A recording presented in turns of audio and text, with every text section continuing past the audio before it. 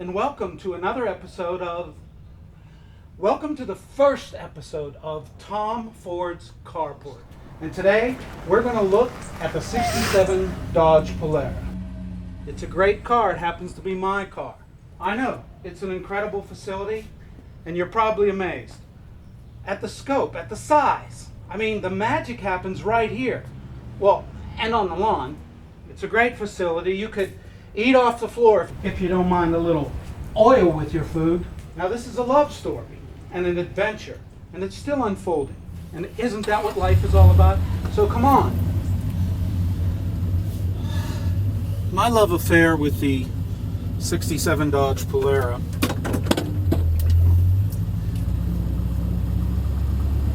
was unexpected. It probably began the same way a lot of good relationships begin.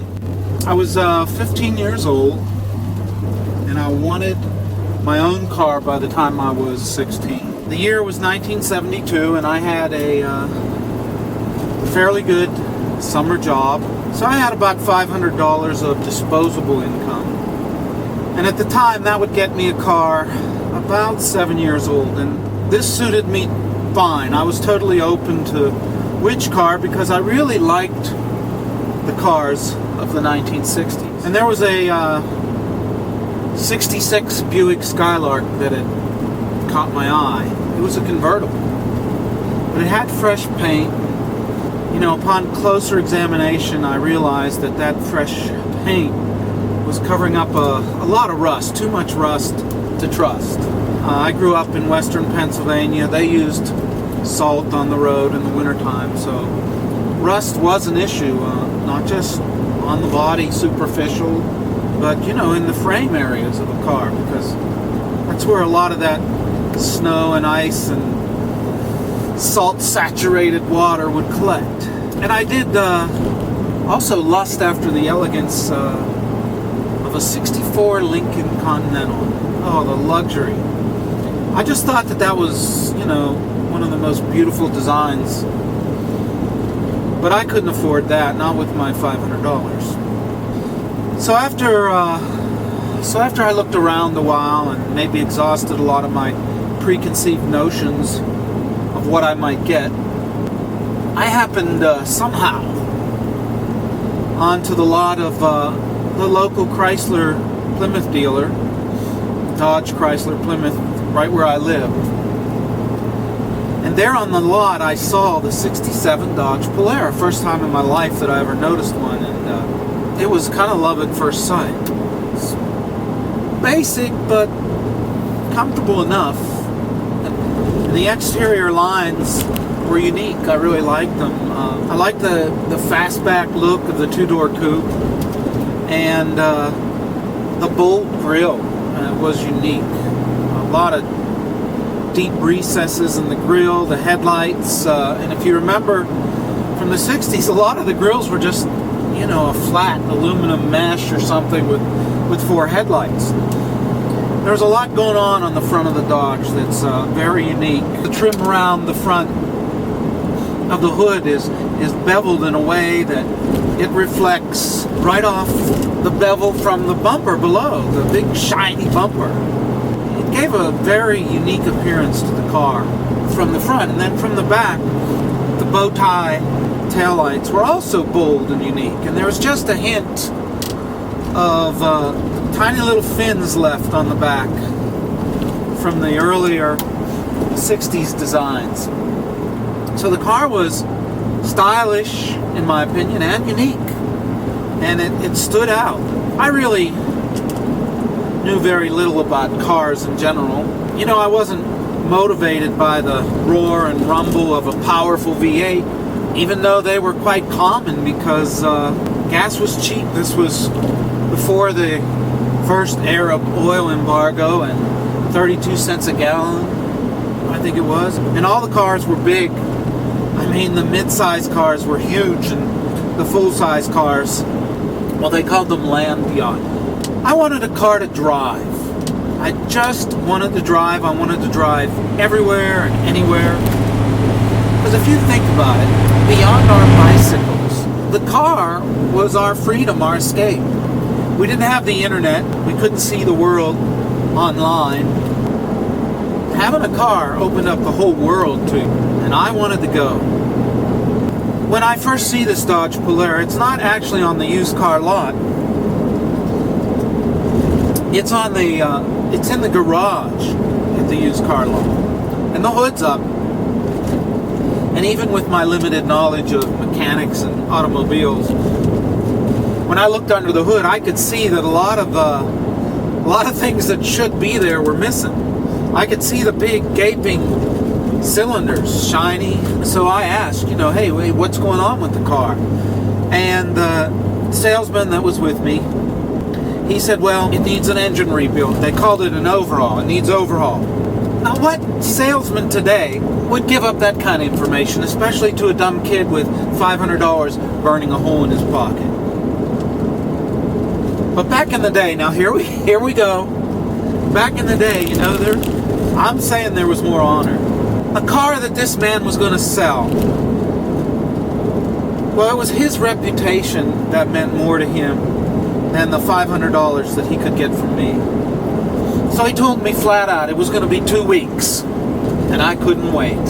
Well, I wanted it. In 2 weeks, to me back then was an eternity, but I wanted the car. There are some things in life you just have to learn to wait for.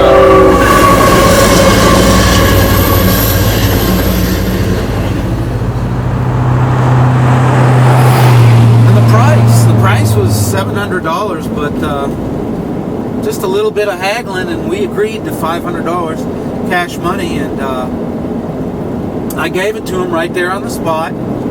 Didn't sign anything. I didn't get any paper. I gave him my phone number. We shook hands.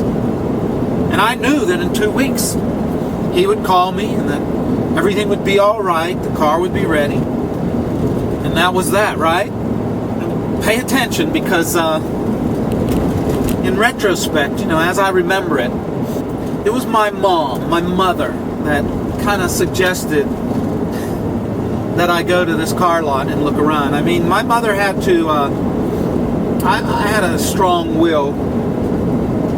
I always wanted to do things my way, so my mother had to kind of make it my idea, but she did. She made it my idea to go buy this car lot. Because you see, in 2 weeks, I would already be 16. And I'd already have my license too, because I had hounded my dad for months, and he'd already agreed that at the first opportunity he was going to take me to get my driver's test, and that first opportunity would be the morning of my 16th birthday. My mother worked a day job, my dad worked nights, and they couldn't always, keep an eye on their 5 kids, but they managed to do a pretty good job somehow. And my mom, she didn't want me wasting my money on a piece of crap, and by no means did she want me having a car before I was 16 and had a proper license. So now, maybe I'm realizing that my mother was out in front of that play. In fact, 2 weeks later, when the salesman did call and the car was ready, it was my mom that ended up with the keys. And it was my mom who laid down the law. And there would be no car coming home until I had insurance for it. Now, the insurance to protect me and the car and anyone else who might be adversely affected by me driving the car was $125. That wasn't a month, that was for the year. And I had the money, so I got the insurance. You see, my mom loved me, and she did keep a pretty good eye on me. I really knew very little about the car. Remember, I'd never driven it.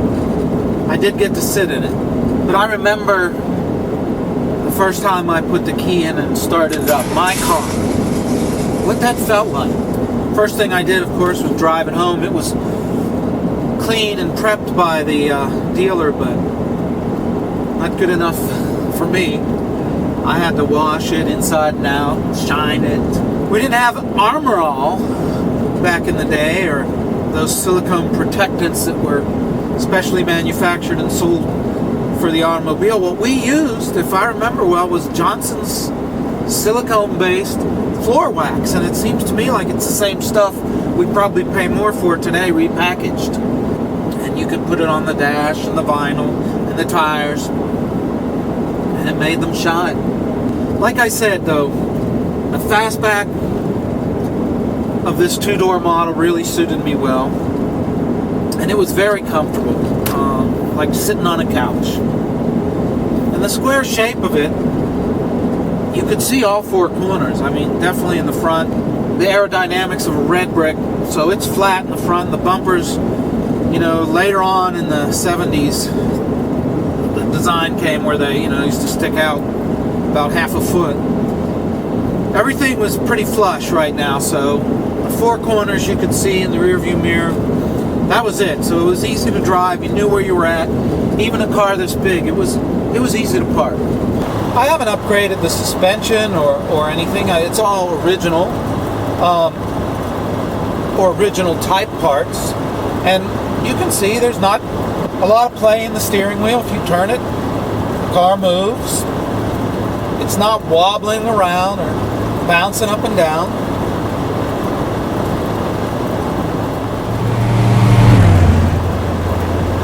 It drives pretty well.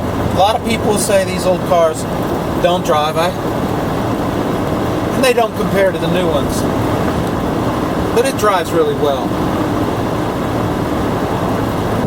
Now, my father had a full-size new car, Chevrolet, and it had the 350 V8, and I gotta say that my car, freshly overhauled, was every bit as responsive, more responsive than his 350.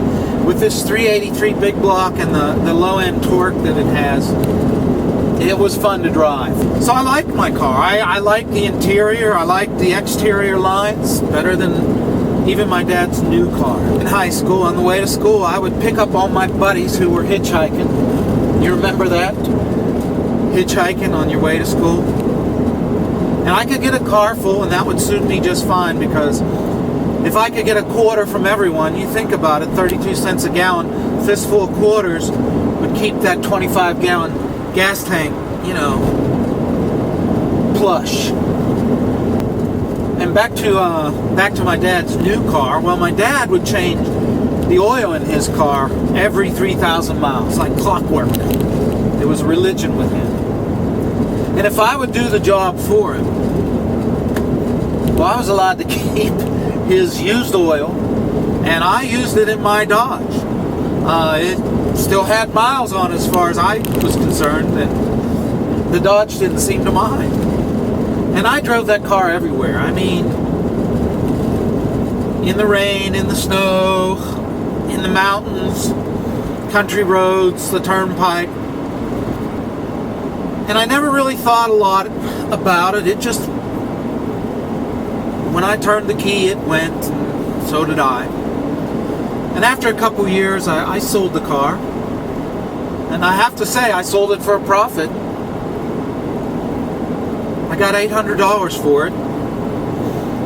I think that's the last car. I know that's the last car that ever turned a profit for me when it came time to sell it. And maybe this was the time that I had to consider that my mother might have been involved in that deal a little more than I ever imagined. You know, she may have even subsidized it. I don't know. She would never admit to it, so I'll never know. But I never really thought much about it, because I bought my first new car next. And we all remember that experience, buying our first new car. But in 2004, I was researching a project for a client, and I was online, Googling, and up comes this image of the 67 Dodge Polara, you know, and bam, there it is. Same model and color and everything of my car. Not the car I had, but the same. And when I clicked on the image, you know, up comes an eBay auction, and there's more pictures. There's the interior, the exterior, the trunk, under the hood. Man, it brought back a flood of memories. It was all good. And it was then when I began to realize how much that car actually did mean to me. So I called my wife over to the computer and had her take a look. And she says, "What's that?" I said, "That's my first car. Look at that." She goes, "Oh, it's kind of big." She walks off. Now I'm a grown man. It's been 30 years. I don't have time for this kind of stuff. I got responsibilities, things to do, right? So I tried not to think about it, put it out of my mind, you know. My wife walked off mumbling something, but I'm thinking she doesn't have my appreciation for fine automobiles. About a week later, she comes to me and she says, "Hey, you remember that car? The one you showed me on eBay about a week ago?" "Yeah, I remember." She says, "Well, I bid on it, and we won. We won." And she's like, "I got your car back." And she's all smile. And so am I. My wife loves me. Then I'm thinking, and I said, "Hey, wasn't that car in Seattle? I mean, we lived on the East Coast at this time." So we bought it. It was $3,200. And then we bought airline tickets. And we flew to Seattle. And we bought the car sight unseen off of eBay. And here's one for the books. It was better than advertised. It was in great shape. All we did was put gas in it, some fresh oil. I didn't use somebody's old oil this time. And we drove it across the country, and we had a blast. We drove it across I-90, I guess, I don't know, Madison, somewhere down to I-80, south of Chicago, and back over. It was October. It was beautiful weather, beautiful scenery. The car loved 80 on the freeway. And I've driven this car ever since. 10 years, 250,000 miles, 25,000 miles a year. I've found the mechanic in me that I never knew was there. It's pretty simple by today's standards to work on it. Yeah, I got a manual, I got books, I got YouTube videos, how to. I belong to the local, you know, Mopar C-Body Club, and I get all the help I can ask for. If something breaks, and, you know, back in the day they built it so you could rebuild that part. You didn't have to throw it out and replace it. It wasn't designed obsolescence. And everything, almost everything is still original to the car. All the sheet metal, all the major components, the motor, the transmission, the rear end. I mean, sometimes when something breaks and I can find a new old stock piece that's in better shape, I'll use that as an excuse to get a new piece. This is the car, still going strong. Stronger than ever. In fact, it is on the third rebuild of the motor, because there's about 337,000 miles on the car now. So the last rebuild, I actually decided I'd take that on myself to a degree. I took it apart, disassembled it. I sent the engine block off to a remanufacturing facility where robots with laser beams would do all the work, so it'd be more precise than ever.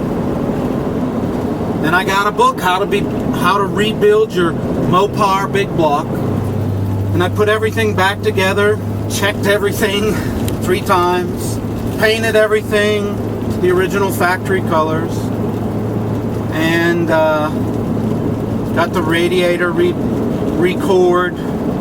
And everything's fine. It's working fine.